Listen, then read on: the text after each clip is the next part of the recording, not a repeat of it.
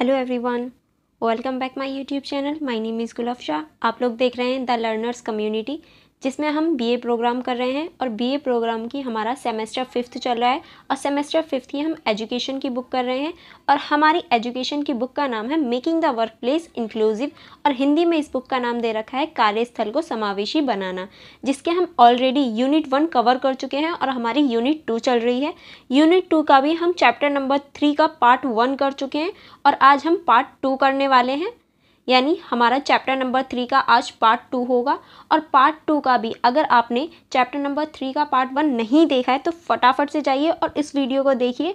और जितने भी हमारे अधिनियम आए हैं उन सारे अधिनियम को मैंने इस पार्ट में बताया है और आज हम नेक्स्ट पार्ट पढ़ने वाले हैं, यानी नेक्स्ट अधिनियम पढ़ने वाले हैं। चलिए फिर स्टार्ट करते हैं आज की हमारी वीडियो।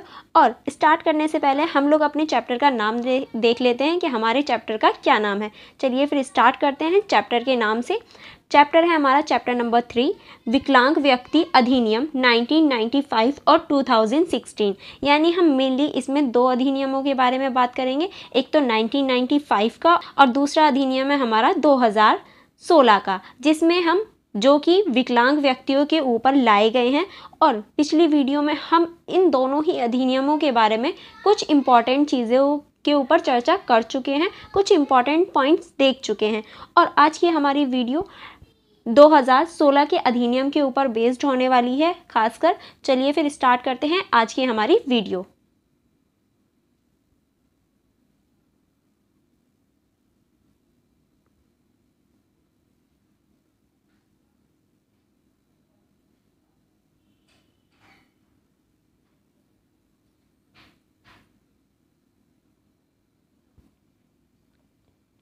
आज की हमारी वीडियो यहाँ से स्टार्ट होने वाली है, यानी PWD अधिनियम 2016 के प्रमुख प्रावधान। हम पिछली वीडियो में 2016 के PWD अधिनियम को देख चुके हैं और आज हम इस वीडियो में PWD अधिनियम 2016 के कुछ प्रमुख प्रावधानों को देखने वाले हैं। और वीडियो स्टार्ट करने से पहले अगर आपने हमारी इस वीडियो को लाइक नहीं किया है तो फटाफट से जाइए लाइक करिए और हमारे चैनल को सब्सक्राइब भी कर लीजिए। और आपको एक और इन्फॉर्मेशन दे दूं, हमारा एक ऐप भी है द लर्नर्स कम्युनिटी DUSOL। जाकर आप जल्दी से इसे प्ले स्टोर से डाउनलोड कर लीजिए। ये बिल्कुल फ्री है ताकि आप लोग PPT देख सकें और अच्छे से अपने नंबरों को गेन करने के लिए अच्छे से बहुत सिस्टमेटिक वे में पढ़ सकें। उसके लिए आपको ये ऐप डाउनलोड करना होगा। ऐप का नाम मैं आपको दोबारा बता देती हूँ। हमारे ऐप का नाम है द लर्नर्स कम्युनिटी DUSOL। ये आपको प्ले स्टोर पर फ्री में मिल जाएगा। इसमें कोई भी आपको फ़ी नहीं देनी होगी, ये फ्री ऑफ कॉस्ट है। सिर्फ आपको डाउनलोड करना है और अपनी स्टडी पर ध्यान देना है। ओके, चलिए फिर स्टार्ट करते हैं आज की हमारी वीडियो। PWD समान अवसर अधिकारों का संरक्षण और पूर्ण भागीदारी अधिनियम 2016 भारत में विकलांग व्यक्तियों के अधिकारों को मजबूती से सुरक्षित करने के लिए एक महत्वपूर्ण कदम है। यानी ये जो हमारा अधिनियम आया था 2016 में, ये सभी विकलांग व्यक्तियों के लिए एक महत्वपूर्ण कदम के रूप में सामने आया। उनकी ज़रूरतों को पूरा करने के लिए एक महत्वपूर्ण कदम के रूप में ये सामने आया था। यह अधिनियम पूरी तरह से पहले के अधिनियम को सुधारता है और विकलांग व्यक्तियों के लिए नए अधिकार प्रदान करता है। इसके कुछ मुख्य प्रावधान हैं, यानी 2016 का जो हमारा अधिनियम है, ये पिछला अधिनियम कौन सा था हमारा, वो था 1995 का विकलांग परिषद अधिनियम। जो हमारा 1995 का अधिनियम था उससे बिल्कुल अलग है और उसमें नए अधिकारों को जोड़ता है और उसके कुछ प्रमुख प्रावधान भी दिए गए हैं। ऐसे अधिकार जो हमारे 1995 में नहीं थे वो 2016 में जोड़े गए ताकि विकलांगताओं की संख्या बढ़ाई जा सके। 1995 में विकलांगताओं की जो संख्या थी वो 7 थी, पर 2016 आते आते उन विकलांगताओं की संख्याओं को 21 यानी 21 कर दिया गया। अब 21 टाइप की विकलांगता है। अब उसके कुछ प्रमुख प्रावधान दे रखे हैं। चलिए फिर उनको स्टार्ट करते हैं पढ़ना। फर्स्ट है हमारा अक्षमता की परिभाषा। यह अधिनियम विभिन्न प्रकार की अक्षमताओं को सहमति करता है, यानी सिंपल सी बात यही कह रखी है कि इसमें अक्षमताओं की परिभाषा दी गई, यानी इसमें जो और अक्षमताएं हैं उनको जोड़ा गया, उनको ऐड किया गया। जैसे बौद्धिक अक्षमता, कम दृष्टि, कुष्ठ से ठीक होने वाले व्यक्ति, श्रवण बाधित, सुनने में कठिनाई, चलन अक्षमता, बौनापन, बौद्धिक विकलांगता, मानसिक बीमारी, स्पेक्ट्रम विकार, cerebral palsy, muscular dystrophic, कॉर्नियलिंग, neurological शामिल हैं। यानी इसमें बहुत ज़्यादा नई नई तरह की विकलांगताओं को जोड़ा गया, जिसमें बौनापन, बौद्धिक अक्षमताएं और मानसिक, और जो हमारी सुनने वाली अक्षमताएं होती हैं, भाषा से रिलेटेड अक्षमताएं होती हैं जिन्हें भाषा समझ में नहीं आती, ऐसी अक्षमताओं को भी इनमें रखा गया। इसमें पूरी तरह से जो हमारी अक्षमता की परिभाषा है उसको बदल दिया गया। स्थितियों, विशिष्ट सीखने की अक्षमता, मल्टीपल स्क्लेरोसिस, भाषण और भाषा विकलांगता, थैलेसीमिया, हेमोग्लोबिन, सिकल सेल रोग, बहरा, अंधापन, एड्स अटैक पीड़ित और पार्किंसन रोग सहित कई विकलांगता। साथ ही यह कानून आवश्यकता पड़ने पर और अधिक प्रकार की अक्षमताओं को जोड़ने के लिए केंद्र सरकार की अवशिष्ट शक्ति को मान्यता देता है। यानी ये आगे चल के और भी तरह की विकलांगताओं को जोड़ने की बात करता है अगर आवश्यकता पड़ी तो। ओके, आई होप आपको ये समझ में आया होगा। चलिए फिर नेक्स्ट आगे चलते हैं। नेक्स्ट है हमारा आरक्षण। 1995 के कानून में विकलांगों के लिए शिक्षा संस्थानों और सरकार के केवल 3% आरक्षण था, जबकि 2016 के अधिनियम के आरक्षण को बढ़ाकर 4% कर दिया गया।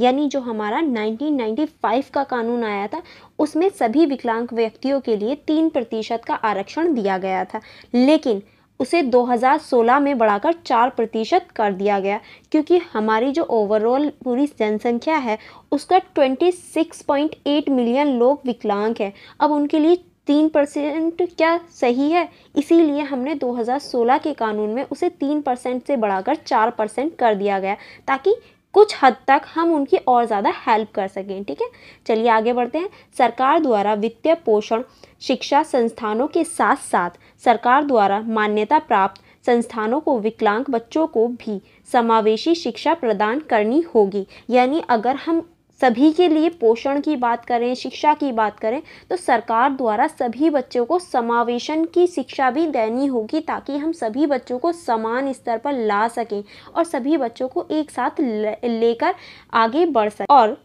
16 से 18 वर्ष की आयु वाले बच्चों को, सभी विकलांग बच्चों को मुफ्त शिक्षा देने का अधिकार है। देखिए, मेनली हमारा जो अधिकार होता है वो 7 से 14 वर्ष की आयु के बच्चों के लिए मुफ्त शिक्षा अधिकार होता है, लेकिन अगर कोई बच्चा है जो विकलांग है तो उसे 6 से 18 वर्ष यानी उसकी 12th तक उसे मुफ्त शिक्षा दी जाती है, ताकि वो आफ्टर 12th बहुत सारी जॉब्स ऐसी होती हैं कि वो एलिजिबल हो जाते हैं और अपने फ्यूचर को बना सकते हैं। इसलिए उन्हें 12th तक यानी 18 वर्ष की आयु तक, जब तक वो समझदार ना हो जाएं पूरी तरीके से, उन्हें मुफ्त शिक्षा दी जाती है। ठीक है, नेक्स्ट चलते हैं।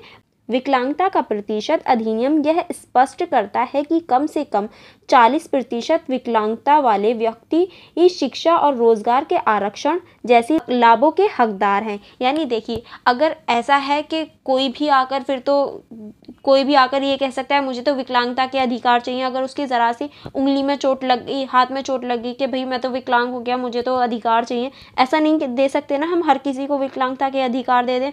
इसीलिए ये माना गया कि अगर कोई व्यक्ति 40% है विकलांग तो ही उसे विकलांगता के सारे अधिकार दिए जाएंगे और तभी वो विकलांगता की श्रेणी में आएगा। अगर जैसे कि मेरी पैर की फिंगर टूट गई तो क्या मैं विकलांगता की श्रेणी में आ जाऊंगी? ऐसा थोड़ी ना, मैं अपनी फिंगर ना होने की वजह से कोई काम ही नहीं कर सकती। नहीं, मेरा पैर तो सही सलामत है ना, मैं कर सकती हूँ, तो मैं विकलांगता की श्रेणी में नहीं आऊँगी। जब तक हमारी 40% विकलांग ना हो जाए तब तक हम 40% अगर विकलांग नहीं है तो विकलांगता की श्रेणी में नहीं आते हैं। ठीक है, और उन्हें ना ही कोई लाभ मिलता है जब तक अगर कोई बच्चा या कोई भी व्यक्ति 40% विकलांग ना हो।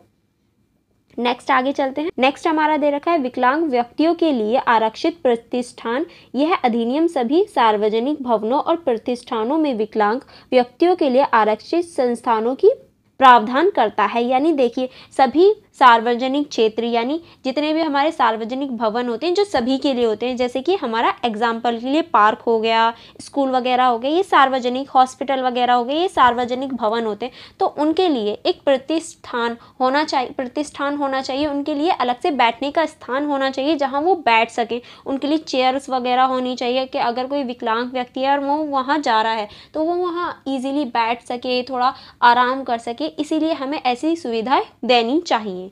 चलिए आगे बढ़ते हैं। आगे हम हमारा दे रखा है दंड का प्रावधान। इस अधिनियम में दंडात्मक प्रावधान भी शामिल है, जिसके तहत अधिनियम के किसी भी प्रावधान का उल्लंघन करने पर जुर्माना लग सकता है। यानी 2016 का जो हमारा अधिनियम आया, इसमें दंडात्मक प्रावधान दिया गया कि अगर कोई भी इसके नियमों को उल्लंघन करता है, कोई भी इसके नियमों को तोड़ता है, तो उसे दंड का प्रावधान दिया जाएगा और उस पर जुर्माने के साथ साथ कुछ महीनों की जेल तक हो सकती है अगर वो अगेन एंड ओवर अगेन उसी चीज़ को तोड़ता जाए। यानी रूल को एक बार तोड़ दिया, जुर्माना लग गया, लेकिन उसने फिर वही गलती करी तो उसे जेल तक हो सकती है या जुर्माना बढ़ाकर लगाया जा सकता है। ठीक है। नेक्स्ट है हमारा मानसिक रूप से बीमार व्यक्तियों की संरक्षणता। इस अधिनियम में मानसिक रूप से बीमार व्यक्तियों की संरक्षणता के लिए नियम निर्धारित किए गए। यानी कौन कौन से नियम मानसिक रूप से बीमार व्यक्तियों के लिए उपलब्ध होने चाहिए या कैसे उनके साथ व्यवहार करना चाहिए, इन सभी चीज़ों पर भी नियम बनाए गए। नेक्स्ट है हमारा पूर्ण भागीदारी। इस अधिनियम के तहत विकलांग व्यक्तियों को समाज में पूर्ण भागीदारी का मौका मिलता है, वह भी सभी क्षेत्रों में अपनी ही क्षमताओं का पूरी तरह से उपयोग कर सकते हैं। यानी पूर्ण भागीदारी का इसमें सिंपली अर्थ दे रखा है कि किसी भी विकलांग व्यक्तियों को बेकार नहीं समझना है, उन्हें भी भागीदारी का मौका देना है और सभी क्षेत्रों में जिसमें भी वो कुशल हों, जिसमें भी वो अच्छे हैं, उसमें अपनी क्षमता को दिखा सकें और अपना विकास कर सकें और अपनी भागीदारी को सुनिश्चित कर सकें, इसलिए उन्हें भी मौका देना है। नेक्स्ट पॉइंट है हमारा भेदभाव के खिलाफ। इस अधिनियम में भेदभाव के खिलाफ स्पष्ट दिशा देने के लिए कई प्रावधान हैं जो विकलांग व्यक्तियों को सामाजिक और आर्थिक भेदभाव से बचाने का प्रयास करते हैं। यानी ये जो हमारा 2016 का अधिनियम है, ये भेदभाव के खिलाफ भी आवाज़ उठाता है और ऐसे बहुत सारे प्रावधान भी किए गए हैं जो भेदभाव के खिलाफ है, जिसमें हमारा सामाजिक भेदभाव, आर्थिक भेदभाव भी देखने को मिलता है, ताकि किसी भी व्यक्ति के साथ सामाजिक या आर्थिक स्तर पर कोई भी भेदभाव ना किया जाए। चलिए आगे बढ़ते हैं। आगे हमारा दे रखा है इस अधिनियम के माध्यम से भारत सरकार ने विकलांग व्यक्तियों के लिए समानता, सुरक्षा और अवसर सुनिश्चित किए हैं ताकि वह समाज में पूरी भागीदारी कर सकें और अपने पूरे पोटेंशियल को पूरी तरह से विकसित कर सके। यानी भारत सरकार ने इस अधिनियम के सारे लक्ष्यों को प्राप्त करने के लिए बहुत ज़्यादा नियम और कानून बनाए गए हैं और सुविधा भी दी हैं ताकि सभी लोग अपने भविष्य को सुधार सकें और अपनी भागीदारी को सुनिश्चित कर सकें और अपने लक्ष्यों की प्राप्ति कर सकें। ठीक है। अब नेक्स्ट पॉइंट चलते हैं, नेक्स्ट देखते हैं। नेक्स्ट अब हमारा दे रखा है RPWD अधिनियम 2016 की सीमाएं। अब देखिए कोई भी चीज़ हो वो सिर्फ अच्छी हो ये तो ज़रूरी नहीं है, उसमें कुछ कमियां भी होंगी, कुछ अच्छाई हैं तो कुछ कमियां भी ज़रूर होंगी। तो वही अब हम इसकी सीमाएं के बारे में पढ़ने वाले हैं या फिर इसकी कमियों के बारे में पढ़ने वाले हैं कि क्या क्या इसकी सीमाएँ हैं। RPDWD अधिनियम 2016 के विषय सीमाओं को समझने के लिए यह महत्वपूर्ण है कि इस अधिनियम के कुछ जगहें हैं जो अभी भी सुधार की आवश्यकता रखती हैं। विकलांग व्यक्तियों के अधिकारों की सुरक्षा के लिए इस अधिनियम में कुछ महत्वपूर्ण प्रावधान हैं, लेकिन कुछ क्षेत्रों में अभी भी कमी है। यानी देखिए 2016 का जो हमारा अधिनियम आया था, हम बिल्कुल ये नहीं कह सकते कि हाँ वो पूरा ही बहुत अच्छा है, उसमें कुछ कमी नहीं है। नहीं, उसके कुछ ऐसे जगह हैं या ऐसे क्षेत्र हैं जिसमें अभी भी सुधार की आवश्यकता है और उसमें सुधार के लिए हमें उसकी कमियों को दूर करना होगा। उसके बहुत सारे ऐसे क्षेत्र हैं जहां हमें सुधार की आवश्यकता देखने को मिलती है। चलिए फिर देखते हैं वो कौन कौन से क्षेत्र हैं। ओके, फर्स्ट हमारा दे रखा है विशेष शिक्षण अक्षमता, SLD की गंभीरता का आकलन। RPDWD अधिनियम में विशेष शिक्षण अक्षमताओं SLD की गंभीरता का आकलन करने में मुद्दों पर अभी भी प्रकाश नहीं डाला है, यानी जो हमारी विशेष शिक्षण अक्षमताएं होती हैं उन पर अभी भी प्रकाश नहीं डाला है, उन्हें अभी भी ऐसे ही ढील में ही लेकर जाया जा रहा है, यानी उस पर अभी भी बिल्कुल फोकस नहीं दिया गया, उस पर अभी भी प्रकाश की ज़रूरत है, यानी उस पर अभी भी ध्यान देने की आवश्यकता है। इसका मतलब है कि जो लोग डेवलपमेंट विकास के तहत आते हैं, जैसे कि ऑटिज्म, इनके अधिकारों और ज़रूरतों का संकेत अभी भी अस्पष्ट है, यानी ऐसे लोग जो इसके अंतर्गत आते हैं उनका अभी भी विकास को लेकर, उनकी ज़रूरतों को लेकर वो अभी भी स्पष्ट रूप से नहीं कह सकते कि हाँ इन लोगों को ऐसी ऐसी ज़रूरत है या ऐसा ऐसा होना चाहिए। वो अभी भी इस चीज़ को स्पष्ट रूप से नहीं कह सकते कि उन्हें किस चीज़ की आवश्यकता है और किस चीज़ की आवश्यकता नहीं है। इसे सुधारने की आवश्यकता है ताकि इन व्यक्तियों को उचित शिक्षा और समर्थन प्राप्त हो सके, यानी हमें अपने विशेष शिक्षण अक्षमता को सुधारने की आवश्यकता है ताकि इसके समर्थन को बढ़ाया जा सके और इसके जो लक्ष्य हैं उनकी प्राप्ति हो सके। नेक्स्ट पॉइंट है हमारा शिक्षा की गुणवत्ता। अधिनियम में शिक्षा की गुणवत्ता को लेकर स्पष्टता की कमी है, यानी इस अधिनियम में जो हमारी शिक्षा की गुणवत्ता होनी चाहिए, किस टाइप की अच्छी शिक्षा किस टाइप की होनी चाहिए, हम किस चीज़ को अच्छी शिक्षा के रूप में देख सकते हैं, उसकी अभी भी अस्पष्टता है। मतलब उसे कह नहीं सकते कि हाँ ये वाली शिक्षा बहुत अच्छी है, ये लागू करो, हम इस नतीजे तक भी नहीं पहुंच पाए हैं अभी। विकलांग विद्यार्थियों को उचित और समावेशी शिक्षा प्राप्त करने का अधिकार होना चाहिए ताकि वह भी अच्छी गुणवत्ता की शिक्षा प्राप्त कर सकें, यानी विकलांग विद्यार्थी जो होते हैं उन्हें उचित और समावेशी शिक्षा प्राप्त करने का अधिकार होना चाहिए, अच्छी शिक्षा प्राप्त करने का और समावेशी यानी सभी के साथ शिक्षा प्राप्त करने का अधिकार होना चाहिए ताकि वो भी गुणवत्तापूर्ण अपनी शिक्षा प्राप्त कर सकें और अपने भविष्य में आगे बढ़ सकें। अगर आप लोगों ने अभी तक इस वीडियो को लाइक नहीं किया है तो फटाफट से लाइक कर दीजिए और हमारे चैनल द लर्नर्स कम्युनिटी को जल्दी से सब्सक्राइब कर लीजिए ताकि आप कोई भी वीडियो मिस ना कर पाएँ। चलिए फिर आगे बढ़ते हैं। नेक्स्ट पॉइंट है हमारा शिक्षा के लिए विशेषज्ञ समावेशी प्रशिक्षण। चलिए फिर इसको पढ़ना स्टार्ट करते हैं।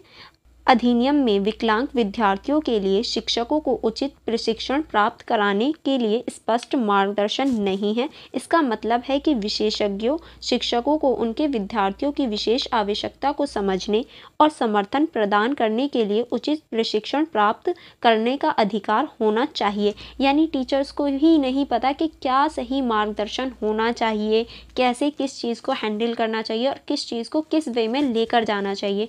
इसीलिए ये इम्पॉर्टेंट है कि जो प्रशिक्षण होते हैं, जो हमारे टीचर्स होते हैं, शिक्षक होते हैं, उनको प्रशिक्षण दिया जाना चाहिए, पहले ही ट्रेनिंग दे दी जानी चाहिए ताकि वो आगे बढ़ सके और बच्चों को सही डायरेक्शन दे सके। ठीक है, अब हम लोग नेक्स्ट पॉइंट देखते हैं। नेक्स्ट है हमारा आरक्षण की सीमा।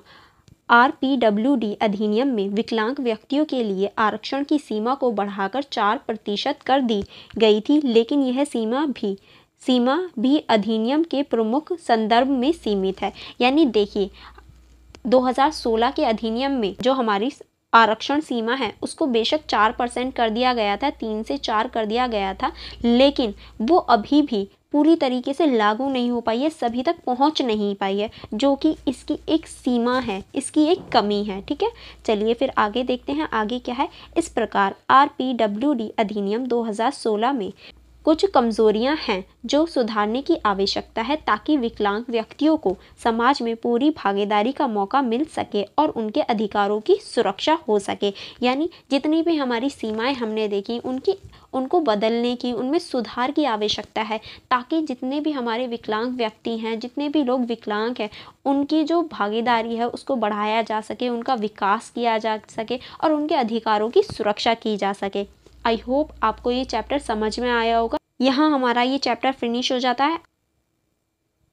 एंड फॉर मोर वीडियोज़ आप हमारे चैनल को सब्सक्राइब कर लीजिए और हमारे जितने भी ग्रुप्स हैं, टेलीग्राम ग्रुप, इंस्टाग्राम ग्रुप और यूट्यूब ब्लॉगर, आप सभी पर सब्सक्राइब कर लीजिए और आप सभी पर जुड़ सकते हैं। और जो हमारा ऐप है द लर्नर्स कम्युनिटी DUSOL, इस ऐप को भी डाउनलोड करके आप फ्री में PPT देख सकते हैं और उसको पढ़ सकते हैं ताकि आपके नंबर अच्छे आ सकें। आई होप आपने अभी तक इस वीडियो को लाइक कर दिया होगा और अपने फ्रेंड्स के साथ भी शेयर कर दिया होगा। चलिए फिर मिलते हैं अगली वीडियो में। इस वीडियो को करते हैं bye bye. Thank you for watching everyone. Bye bye.